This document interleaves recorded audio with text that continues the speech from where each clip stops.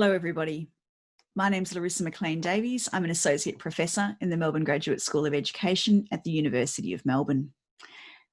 Thank you for joining me for the first of two videos on literacy leadership in schools. I'd like to begin by acknowledging the traditional owners of the land on which we're all meeting. I'm coming to you from the lands of the Wurundjeri people of the Kulin Nations. I'd like to acknowledge the elders past, present and emerging on these lands, and I encourage you to reflect on the lands that you're standing on at the moment and to also acknowledge Indigenous elders past, present and emerging. So the first video that I'd like to share with you in thinking about literacy leadership in school is really the role of literacy leaders organisationally and conceptually in leading change. I'd like to talk to you particularly about the ways in which we might work together with our staff to lead literacy change. I'd like to raise some of the challenges that we face when we're trying to bring about literacy leadership and change in schools. And I'd like to then look at some ways forward. So I'd like to just start by thinking about why it is that we would want to focus on literacy leadership.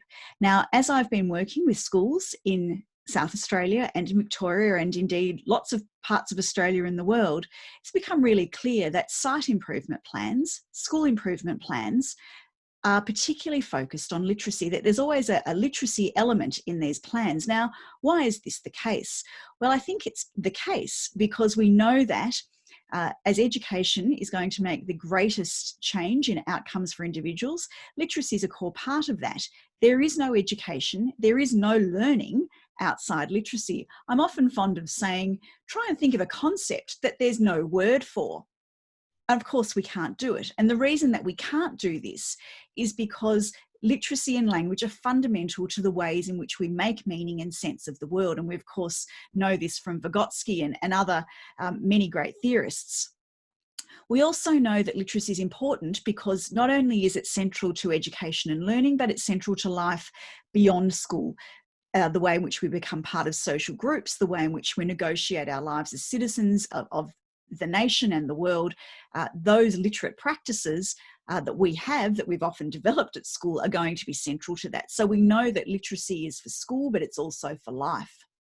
And we know that literacy outcomes, as I've touched on, are directly related to academic learning outcomes. So if we can focus on literacy and be really cognizant of that, we are confident that we're going to be supporting our students to achieve the best kind of academic outcomes that they can at school. So it does make sense then that literacy is a focus of our site improvement plans. So why is it the case then that sometimes it's been very difficult to get traction around literacy? Now, in fact, we've known in Australia since the 1980s that literacy across the curriculum is something that we should all be considering and be cognizant of. We knew in the 1980s that, in fact, all teachers need to consider themselves to be teachers of literacy, not just the English teacher, not just the humanities teacher, but the science teacher, the music teacher, and the physical education teacher. Of course, everybody. So we know this, and we know that literacy, as I've said, makes measurable difference to student learning outcomes from school. Yet why has this not necessarily gained traction? Well, there are a couple of reasons for this that I just want to share with you before we then move on to thinking about the way forward. One of the reasons that it's been hard, and now I'm going to speak specifically about the secondary school context here, because I think that has, important relevance for us when we're thinking about literacy change in schools. It has been more challenging to convey this message in the secondary context. Now, one of the reasons for this is that when we become secondary teachers, and you as principals and site leaders will have all come from a disciplinary background, we consider ourselves to be really informed by that. And our identity is bound up with that. So in my case, I was prepared and trained as an English and a music teacher. And so those identities are really strong. And we become secondary teachers because we're passionate about those learning areas. We're passionate about mathematics. We're passionate about science. We're passionate about the visual arts. Now, the challenge for us in suggesting, rightly, that literacy is everybody's responsibility is that we've sort of indicated, or it might have been perceived, that literacy is something that we add on in the curriculum. It's something not necessarily that's central to the discipline. It's everybody's responsibility. It's essential. It's like the fundamental bread and milk. It's the sustenance of teaching, but ultimately it sits a little bit outside our subject area. Now, what we've understood through the work of Moji and many others, that in fact it's a much better and more productive way to think about disciplinary literacy, to think that every discipline has a particular literate practices, and by that I mean the speaking, reading, writing, listening practices of that discipline that need to be enacted in order for students to become experts in that discipline area. So rather than seeing literacy as something that is generic, only generic, and something that's outside, we need to really make it front and center of each of our discipline areas in the secondary years. Now, of course, we need to draw connections between subjects, and I'll talk a little bit more about that in a moment. But it is important that we acknowledge that perhaps the message that we have communicated in the past around literacy across the curriculum has left our subject expert teachers feeling that they're not necessarily part of this conversation, that in fact their own expertise in the area isn't necessarily what is being considered important at the moment. So it's a really important role for leaders to mobilise those discipline experts, the leaders of science, the leaders of mathematics, the leaders of the visual arts, to become the advocates for literacy in their subject areas, and more than advocates for literacy, to really do the intellectual work of thinking about what literacy in their subject area looks like. So that's one issue of why it has been a challenge and perhaps continues to be a challenge, particularly in the secondary years of schooling. The other issue that I want to raise is that literacy itself makes this a challenging enterprise. Literacy is constantly evolving. When we first were thinking about literacy, in fact, the word hasn't always existed in this form. We were first thinking about reading and writing. We were thinking about fairly technical processes, and we were thinking about particular kinds of printed texts. Now, of course, students today have access to and are producing a huge range of texts. During this time where we've been experiencing COVID and a lot more remote schooling in different parts of the country, we've been conscious of just how many digital texts students are being asked to read and write and produce. So literacy itself has expanded exponentially, really, over the last 50 years in the way we understand it. And so sometimes that can seem overwhelming. It's important then for us to think about those core literate practices in the discipline, but also then drawing on and using creative and productive parts of literacy, multimodality, to draw on visual literacy, and to really, I guess, expand our understanding of the disciplines in that way as well. So it's both acknowledging what disciplinary practices, literate practices are important in the subject areas, but also being open to expanding that so that we can bring in new important forms of literacy that are very relevant to students' lives. So the key message here is that literacy is something that is everybody's business, but the important thing for leaders to consider is the way in which they empower their middle leaders, they empower their discipline leaders, subject area leaders to take this on board and work together to bring on and bring about literacy change. So what are some ways that we can do this? What are some ways forward? I want to talk about two aspects here. One is thinking about this organisationally, which I've really already touched on, and one is also thinking philosophically about students at the centre. So first, organisationally. Now, I've suggested that in the history of literacy across the discipline, we may not have paid enough attention to the expertise of discipline and subject areas. And I'm using those words a bit interchangeably here. So we do need to think about how we mobilise those key staff. Now, it's quite likely in your school that you may have a literacy coach or a literacy leader. Those people are absolutely fundamental to your site improvement plan and to leading literacy change in your school. However, them working alone or working even with a small team is not going to be enough. We need to make sure they are working absolutely in concert and in a supportive way with the subject area leaders and subject area staff. So we do want a dialogue, a rich dialogue between leaders of literacy and the leaders of subject areas, because ultimately it will be the leaders of the subject areas who can advise the literacy leader about the core literate practices of their discipline. What are the kinds of texts that students read in science?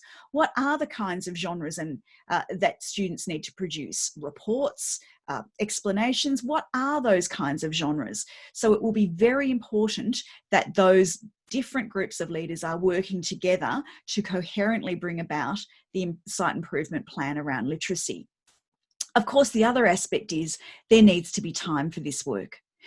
What we do know is that teachers are not only capable, but produce incredible, rich results when they have time for professional learning and time to implement curriculum change. So I encourage you to think about the way in which you use professional learning time in your school to really target the literacy aspects of your site improvement plan, and really importantly, allow time for those rich conversations between literacy leaders, if such people are appointed in your school, and also those subject key learning area leaders as well. The other point, so that's organisationally. The other point that I want to draw out here is one I said that was more philosophical. Ultimately, when we're thinking about literacy change, we're thinking about it because we want to make change for students. We want to give them the best opportunity of education in school and for life. So we're really putting students at the centre here. And there's a couple of points I want to raise about that. One is that students come to school. All students come to school with funds of knowledge, and they come to school with funds of literacy knowledge. Now, it may not be English literacy knowledge. It may be knowledge of language, a different language, multiple different languages. We have increasing evidence of the plurilingual aspects and capacities of our students in our schools in Australia and indeed worldwide. So a key aspect for teachers and leaders to consider is the ways in which they draw on the literate capacities and practices of students from home and bring those into the classroom. So it might be, even though most of our subjects in many schools are delivered primarily in English, we still understand that those students have thinking routines, they have storytelling routines, they have reading practices in other languages that we can connect with and draw on. So putting the student at the centre really ensures that we are thinking about the funds of knowledge and rich literate practices that they are bringing into our classrooms, and not to see them as simply existing within the science classroom, and the literacy around that science classroom is all that those students have access to. The other aspect that I wanted to bring out is the importance, when we're putting students at the centre, of thinking about the experience of literacy in their shoes.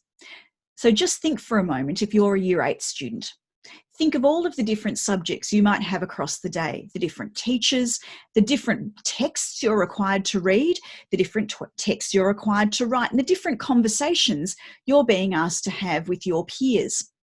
Now, it's very important, if we're serious about really improving literacy and supporting students to have the best possible literacy outcomes, that we have some consistent language across subjects. Now, I've made a case and argued that it's important we have subject distinction, that we recognise that every subject has different literate practices, but we also need to recognise that when we're talking with students, that we have some shared language for talking about literacy, so that they know that we're conscious of literacy.